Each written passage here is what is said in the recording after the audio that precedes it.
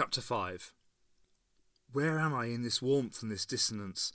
What are these feelings which flow around me and feed me, giving me power and adding to my knowledge? When did I begin? And what was there before me? Was nothingness there before me? If there was nothingness, when did it become something? Who is this alien presence I am aware of? And why am I so aware of him, her, it? Why do these energies crackle and spark around me? What is their purpose? What is my purpose? Why? So many questions and no answers yet. As she had done for more than 3,000 years, the Grand Matriarch, leader of the Pangistri and provider for all Kirith, sat in her chambers on Kandasi, silently reflecting on the past and on the great task that had been entrusted her. Absent-mindedly, she stroked the fur of the ever-faithful Fetch who knelt by her side. The day she and 84 of her colleagues had left her homeworld on the first part of their great mission was now a distant, if still treasured, memory. Further back, she could remember taking the veil, renouncing all worldly pleasures and relations, and becoming a sister of the Pangistri. 4 centuries later, she could still smell the incense from the gold censers at the beginning of her novitiate, and hear her new brothers and sisters chanting in the chapel of renouncement, and the words of the patriarch as he introduced her to the sacred mysteries.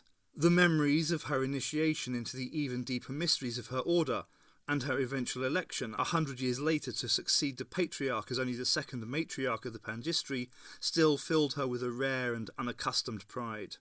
The Grand Matriarch's whole life was devoted to Kandasi.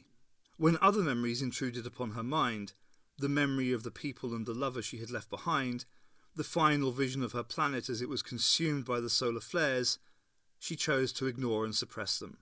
Indeed, looking into the night sky, she could not remember the exact location of her own star system. Such memories were of no concern to the Pangistri. All that mattered was their great task. Nothing else was important. Before her, myriad screens shimmered in the darkness like the facets of a splendid jewel, each one feeding the Grand Matriarch with information from every part of Kirith. Not a leaf could fall, not a wind could blow without the Grand Matriarch knowing about it. Suddenly she stiffened and pointed a long, bony finger at one particular screen. Alerted by his mistress's change of mood, Fetch leapt to his feet, his eyes darting around looking for danger. Reassured that all was in order, he looked at her quizzically. The Grand Matriarch was pointing to a central screen, on which was displayed a picture of the Doctor in discussion with Myril. "It is he," she whispered, the excitement replacing her normal air of calm and cool detachment. "We have all waited for this day for centuries. Our predictions said that one day he was bound to come here." "Mistress?" questioned Fetch. "He's just a space traveller, one of many. He can be of use to us like all the others, but not just a space traveller," said the matriarch, and her eyes blazed with green fire. "This man calls himself the Doctor, and he always appears in times of greatest darkness. He brings with him a companion from a long-dead world." Another screen lit up and showed a picture of Ace. The Grand Matriarch clapped her hands with glee. At last, she crooned gently to herself. "The missing pieces are now all in place, and the game can begin. Mistress?" "Beware these two, Fetch," she said, her tone changing abruptly once more. She indicated the 2 screens. "Between them they possess a great and secret power. They have it in themselves to be our downfall, or our salvation." She paused, and a thrill of sensual expectation ran through her tired and aching body. For the first time in many years, she felt like a girl in the rosy flush of youth again.